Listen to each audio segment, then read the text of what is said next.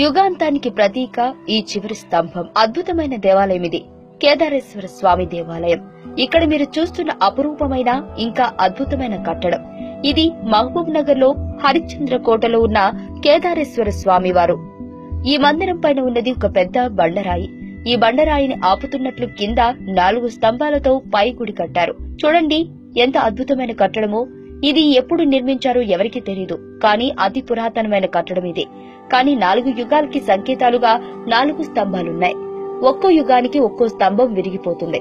ఇప్పుడు మనం కలియుగంలో ఉన్నాం కనుక ఈ పెద్ద బండరాయి ఒక స్తంభం పైన మాత్రమే ఉంది. ఎప్పుడు అయితే ఆ స్తంభం కూడా పతనమవుతుందో, అంటే విరిగిపోతుందో, అప్పుడు ఆ రోజున కలియుగానికి ఆఖరి రోజుగా నిర్ధారించారు.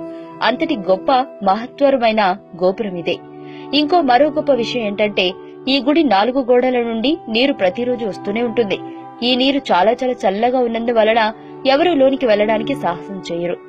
ఒక్క వర్షాకాలంలో మాత్రమే ఒక్క చుక్క నీరు కూడా గుడిలో ఉండదు. వేసవి శీతాకాలంలో 5 అడుగుల ఎత్తున నీరు ఉంటుంది. వర్షాకాలంలో చుక్క నీరు కూడా ఉండకపోవడం గమనార్థం. అంతా మహాశివుని లీల.